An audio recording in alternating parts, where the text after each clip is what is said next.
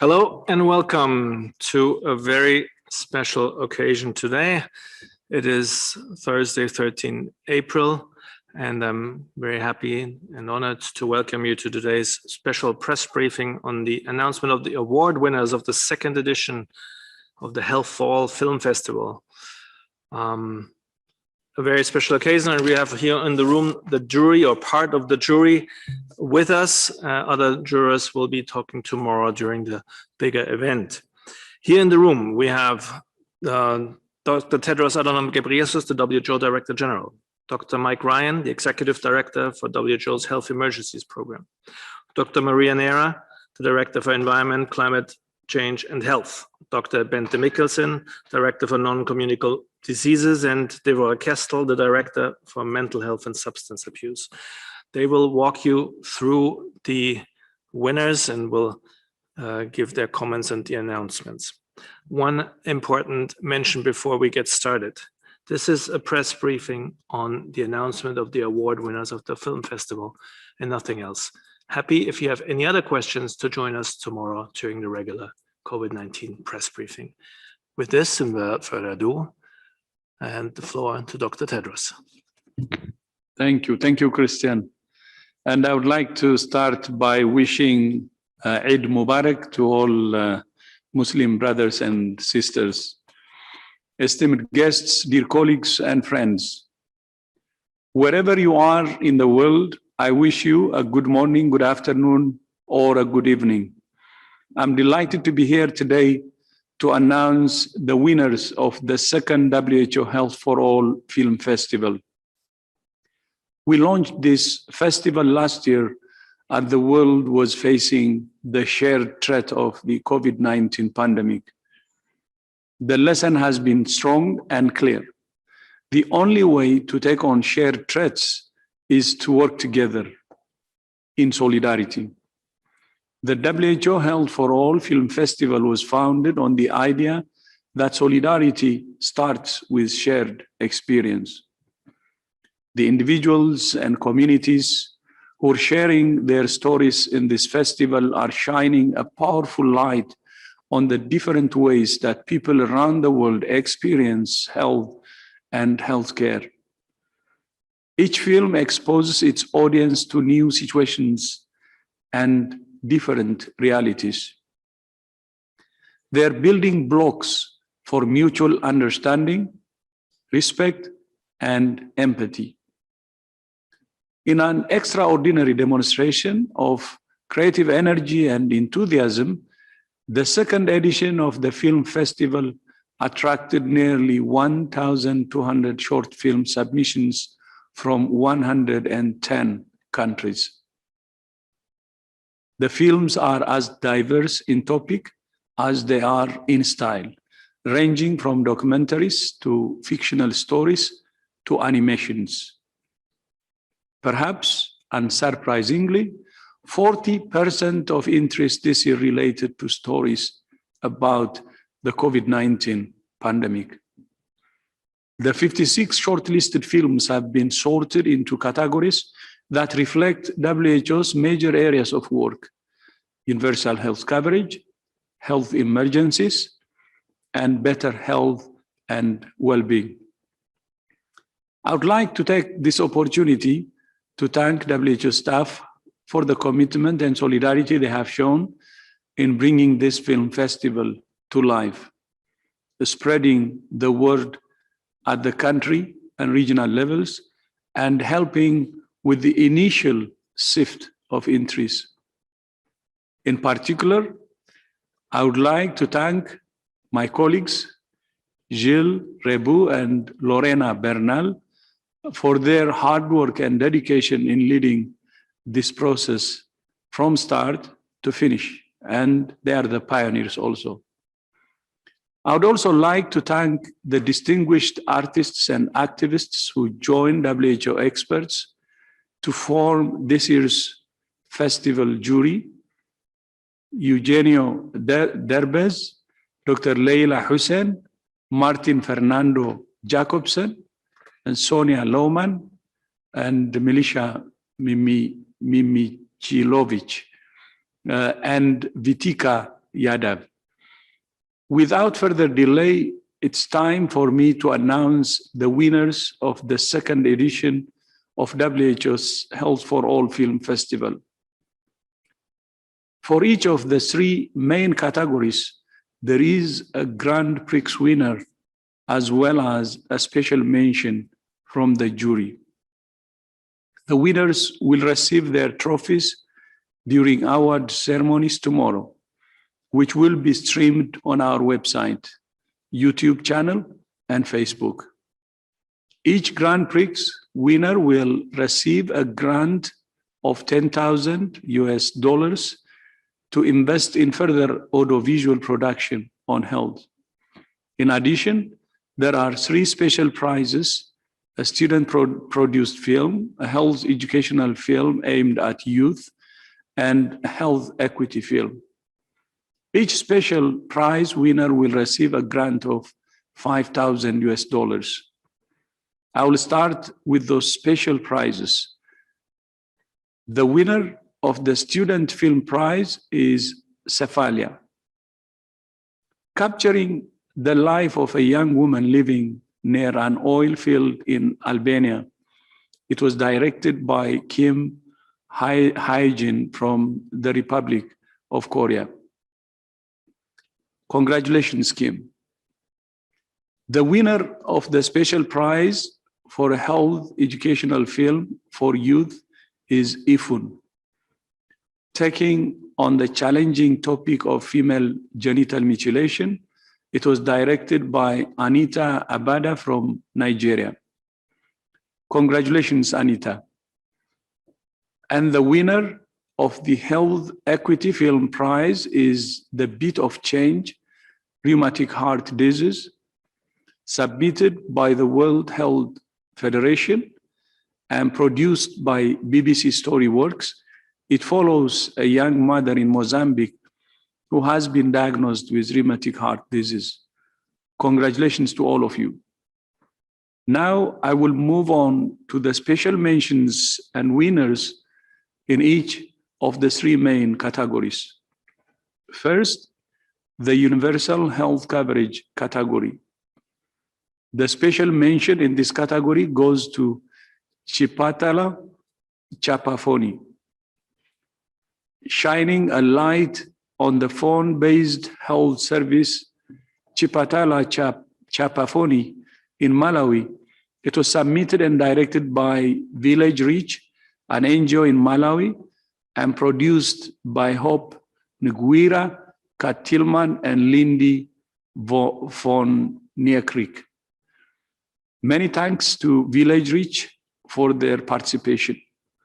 And the winner of the Grand Prix in the category of universal health coverage is the animated film Phosphorus, a beautiful tribute to the health workers in El Salvador saving lives during the COVID-19 pandemic.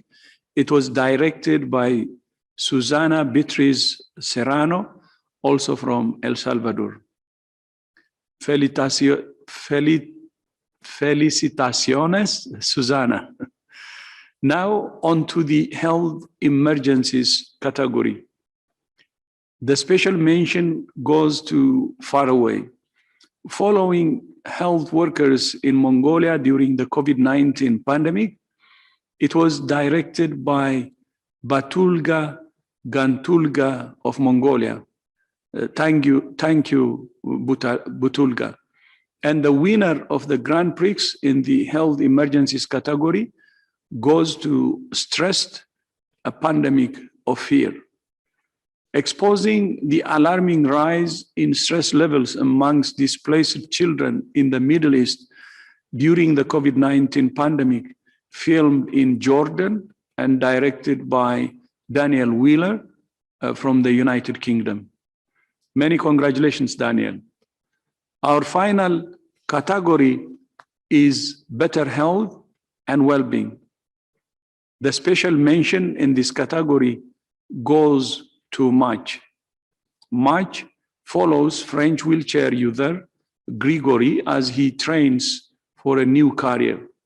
It was directed by Vincent Hazard from France. Merci, Vincent. And finally, the winner of the Grand Prix in the Better Health and Wellbeing category goes to The Journey of Hope. The film tells the story of 10-year-old Sapna, who lives in Northwest India and travels 8 hours every week to receive treatment for leukemia. It was directed by Jorik Dozy of the Netherlands and Sean Lin of Malaysia. Huge congratulations, Jorik and Sean. That concludes our list of winners and special mentions for this year.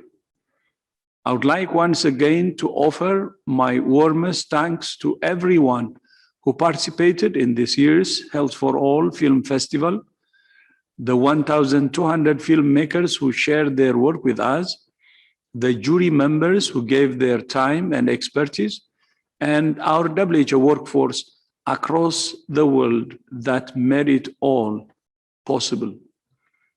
Congratulations again to all the winners and special mentions. Thank you for taking us with you on these unforgettable journeys that give life to WHO's mission. Working in solidarity, we will create a healthier, fairer, and more resilient world for all. I thank you. Back to you, Christian. Thank you very much, Director General, and congratulations, of course, to all the winners and actually to all the participants. Now, since we had nearly 1,000 or about 1,200 entries, and we have the jurors here in the room who are representing our health areas, let me go now next to our jurors and ask them for their experiences and their comments on the categories on the winners. I'll start with Dr. Mike Ryan, the Executive Director for Health Emergencies. Mike. Thank you, Christian. Thank you. Thank you, DG. First of all, just let me thank my co-jurors, Dr. Leila Hussein and Malika Monsilovic. Leila is a psychotherapist and activist on gender rights, and Malika is the president of the World Federation of Science Journalists. It was a huge honor to go through all of the entries. In fact, it was quite an emotional process to look at such wonderful representations of the challenges to people living in emergencies, not just in COVID. We did give a truly honorable mention to the film Far Away, because it truly represented that vision for, and it's interesting to me, as we worked in the emergencies area, the 2 awards we gave were for primary healthcare workers working to fight COVID and for mental health as a problem in emergencies. And I think it demonstrates how intertwined health coverage, primary healthcare, and emergencies are. Without primary healthcare, there is no emergency response. And in this case, I think both films speak to that. Far Away, about the experiences of local staff working within their ethnic community, not only fighting to preserve health, but to preserve an ethnic way of life, to preserve a language, to preserve a people's uniqueness by developing and delivering health services in a crisis from within. A beautifully shot movie.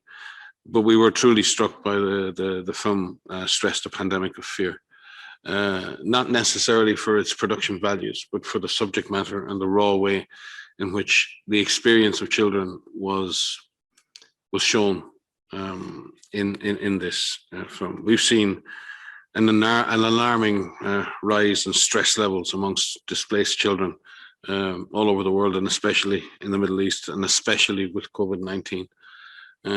The children are the forgotten within the context of emergencies, and children experiencing mental health difficulties have become the invisible amongst the invisible. I'm looking at Devorah, who leads our work across the way. And we must, and simply must, reduce that stress, that pandemic of fear, especially for those children, and ensure that they get access to quality care and mental health services, which are truly beyond most.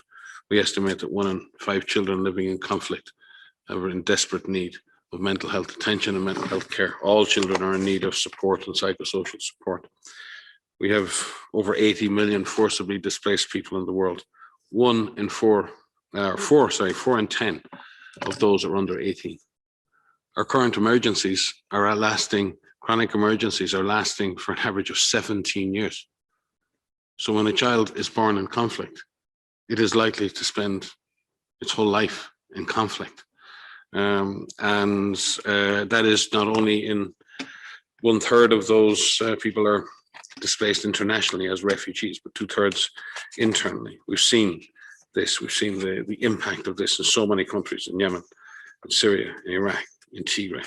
And it's the toll of this. And I can only say, and look at Maria and Aaron, those opposite me, there is nothing that breaks your heart in a crisis more than the eyes of children who look at you with hope and yet with the fear that their lives have ended in some way. So I think the film really touched our hearts because it represented something absolutely real and not something just purely COVID related. COVID has become the latest stress in the very, very demanding and stressful lives that these children bear. So today, with all that's happening in the world, let us just think of those children, and let us please thank Daniel and the team who put this film together. It's a wonderful example of activist filmmaking, and long may it continue. And again, my thanks to Leila and Milika for their help in doing this job. Thank you very much for these comments. Let me move now to Dr. Maria Nera, who heads the Environment, Climate Change and Health area. Over to you. Thank you, Christian, and thank you, Mike. It was really a very special experience for me because, you know, we work in health, and so we tend to have a lot of actions to promote health, to obtain health, but having the opportunity to be exposed to creativity, to filmmakers, to people who work in a completely different environment and field, it has been really very, very rewarding for me. And those artists are amazing, and it's a fantastic way to communicate health as well. So their movies are really, they will contribute enormously to move on the categories that we were looking for. Working with the other members of the jury was really very, very innovative. Those are very creative people working on completely different fields, but I'm sure that from now on, anytime they will be doing a movie, they will think about health and they will try to promote our causes as well. So I hope we have been influencing them as much as possible, that now they will have this view. And it was really a pleasure to work with you, members of the jury. The movies that were rewarded, one is very dramatic, but I really invite everyone to have a look at that. It's about the female genital mutilation. It's something horrible that you will not expect that these things happen in 2021, but unfortunately it's the daily life for many girls around the world. I will not go into that, but really we just thought that this was a film that will need very much to raise awareness and to make sure that everybody knows, and they cannot say that they didn't know. So thanks for this creativity. The Anita in Nigeria, she did an amazing job. The same for the movie in Albania, where this girl, and it's so powerful in terms of images, is about a girl living in a very toxic environment. From the water, which is completely polluted, the air she breathes, all the oil and the disease that this is causing. And really, again, another opportunity to make sure that people understand that this is not good to live on toxic environments, because this will affect your health in a very dramatic way. And the other one is about, again, a very toxic environment causing cancer in a little girl, and her father takes her to the hospital, but probably she got exposed to, she got cancer because she was exposed to some pesticide that her father was using for making the little money they earn every day for living. So this is even more dramatic, but it's very much on hope. There is a song, there is really the visual demonstration of that. I think it will move mountains, and I'm more than ever convinced that the movies and any modality of art can help and push very much the cause of health. And that's really fantastic. So thank you for the experience. Thank you, and congratulations to the winners. And thank you very much to the juries that were with us in this journey, because it was really amazing. Thank you. Over to you, Christian. And thank you, Maria Nera, for these comments. We'll move to Dr. Bente Mikkelsen, who heads the Non-Communicable Diseases Department. Over to you, Bente. Thank you very much. And I have to join my colleagues in the honor I felt by being a jury for this. It's not every day we see so much creativity and really the ability to show stigma, to show passion, and to show the work of so many people. So I think we were all so moved and touched by the Grand Prix winner Phosphorus.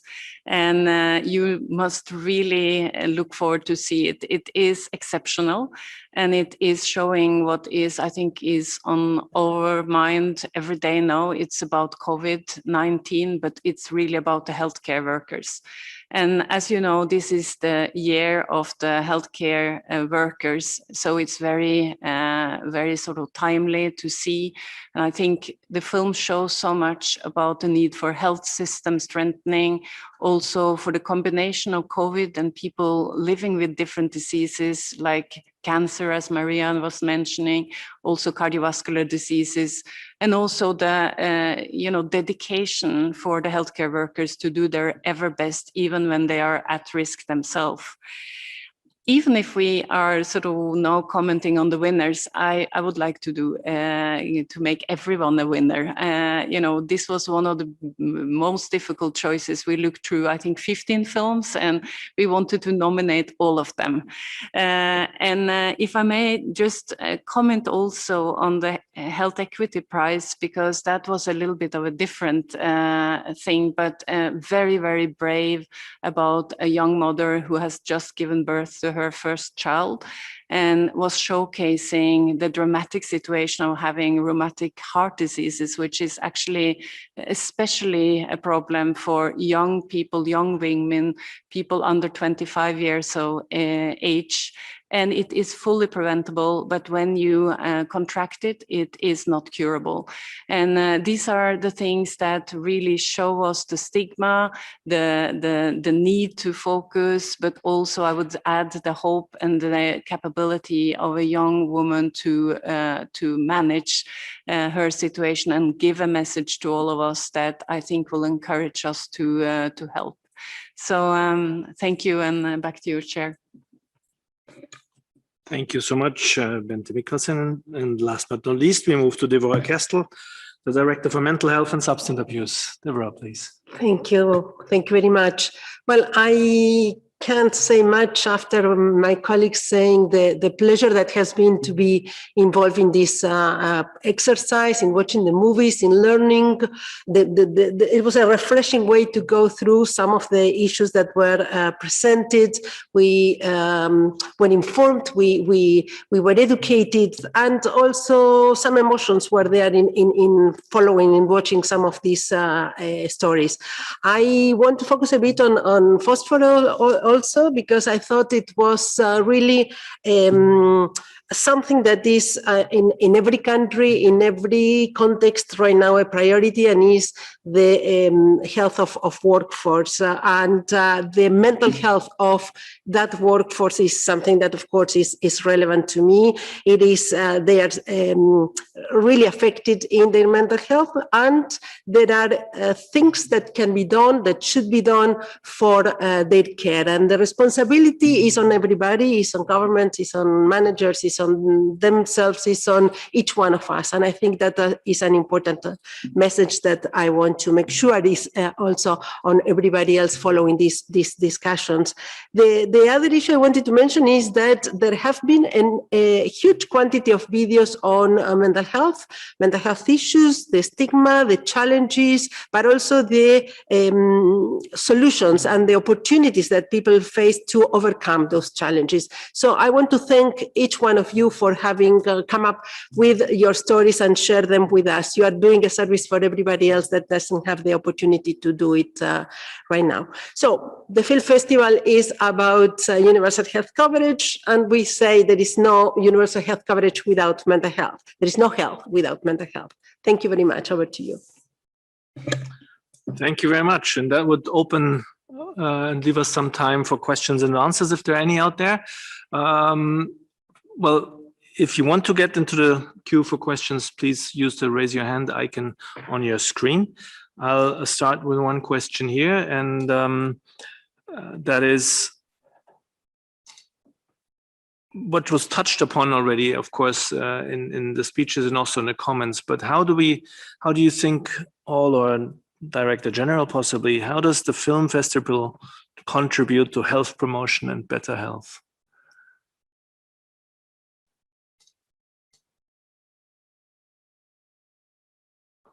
Oh, Dr. Ryan, please. Old habits die hard. I think others will speak to this. But myself and Gilles actually who's put a lot of work into this. We're actually discussing that. For me, I think it's really about putting stories in the hands of people. We tell. That's how we learn as populations, as civilizations. We tell stories. Sometimes we speak them in words, and sometimes we act them on the stage, and sometimes we make movies about them, but they're ultimately about the human experience. And there is nothing more vivid than the filmed human experience and the human voice and the human image and the experiences that the human have in the world, both positive and negative. So it's that ability, both, as Deborah said, to demonstrate the challenges we face, but also to show the solutions, to show the resilience and the dignity that people demonstrate in the most difficult of circumstances. And it's very hard to write that, but you can show that. And we saw that in the movie on the one Stress Pandemic of Fear. Just to dig, there was one young lady who was interviewed, and there was such dignity and poise, and yet you could see the stress and the fear, and yet you could see her basic dignity as she told her story. And I think that's how you capture that. So that's why in health, we're all doctors and nurses and psychologists, and we're scientists, and we can tell a scientific story, but we need storytellers, people who know how to tell that story. And that's why we need that collaboration between the world of science and the arts. So for me, that's really bringing another powerful arm to the way in which we tell these stories. And that's why we need the collaboration, and that's why it's such an honor to be part of it. Dr. Mikkelsen, you wanted to add?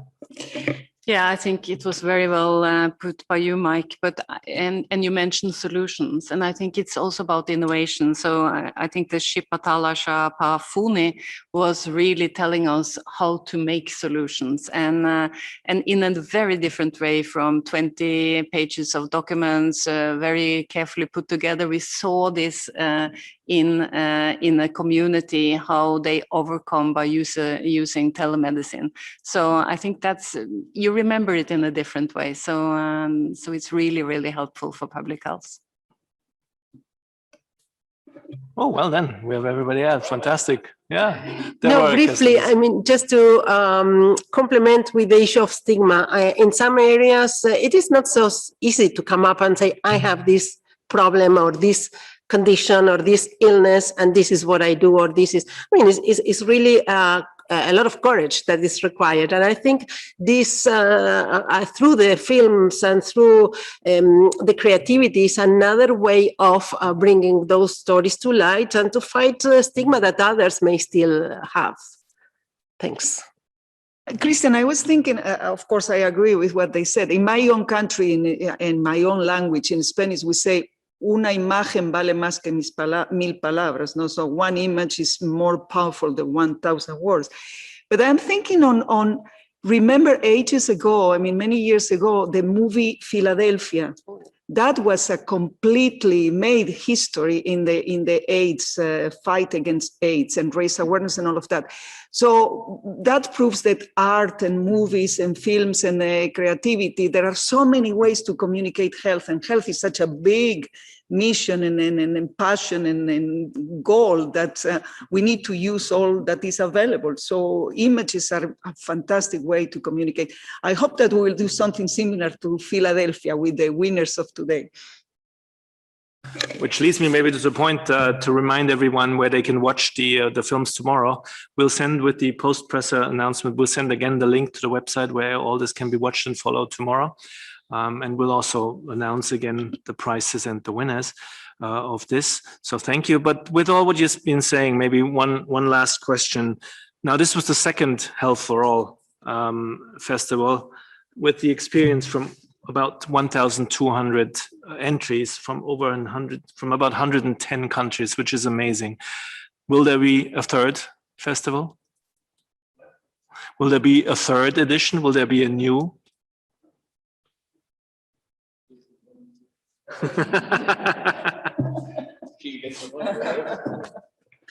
Yeah, I think the answer is in what our colleagues have already said. Mike, Maria, Deborah, Bente. WHO normally, this is something new for WHO, of course.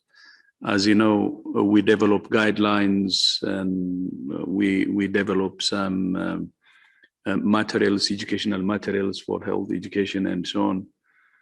I remember some people find it a bit boring. To learn something, it doesn't need to be always, a textbook or a guide or a health education material, a leaflet, and so on. That carries really, of course, the science and so on.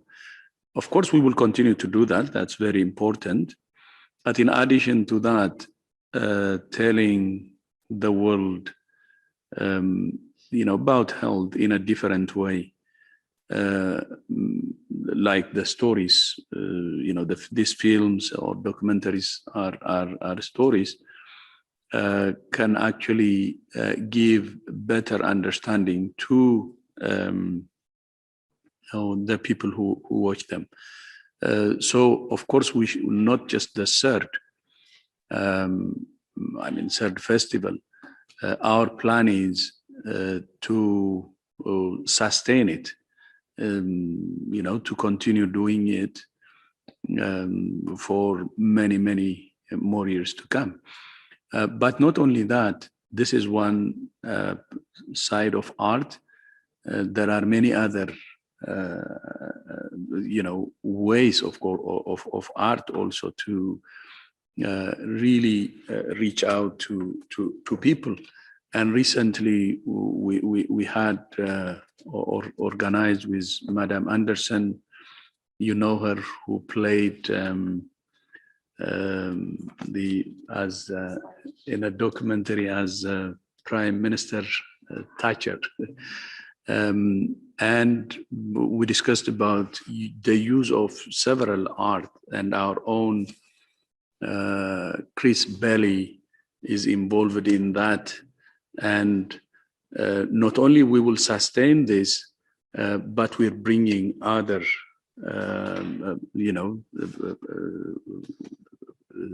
arts also to convey our message. And this goes with another initiative we have started recently, the behavioral science. We need to really develop that. We just started, that's being incubated, and we have already an advisory group chaired by Professor Kass from Harvard. And that is also linked with this. We understand the behavioral issues and convey our messages in a more effective way. So this is part of a bigger change we're pushing in WHO actually, which was not, the regular way of our communication, but which we believe that this will be, better way of communication with people. And not only in WHO, we would like to help countries to use those more or different ways of helping people to keep healthy. At the end of the day, all the stories will be for people to choose healthy lifestyles. Second, when they have a problem, how to handle that. And then the third, when there is an outbreak or something, how do you understand that and what kind of role do you play? Because when outbreaks like the pandemics we have now, it's everybody's business. So it will touch almost all that we do, from healthy lifestyle to universal health coverage to emergency preparedness and response. So there is a very short answer for the question. The reason I'm explaining all this is not only films or the film festival we have started, but the other types of art will also be used, and we will sustain them as a means to communicate actually effectively. Thank you. Thank you very much for exploring these new ways of communicating for health, and also, of course, for those who brought all this together. I think with this, we reached the end of our ceremony. Again, to let everybody know, from the front page of our website, from www.who.int, you can link directly to the film festival for tomorrow and watch the films. Any further questions, please write to WHO, to mediainquiries@who.int. And for me, left to mention that our 4 jurors here in the room and the Director General were joined by distinguished professionals, artists, and activists for the festival jury. And that was Eugenio Derbez, the actor from Mexico, Dr. Leila Hussein, physiotherapist from Somalia and activist on gender rights, Martin Fernando Jacobsen, director of NGO Turning Tables from Denmark and activist for youth empowerment, Sonja Lohman, documentary film director from the USA, and Milica Momcilovic, president of the World Federation of Science Journalists from Serbia.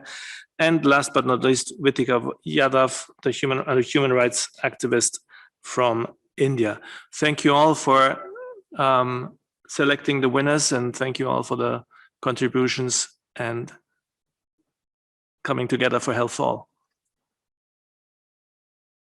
Goodbye.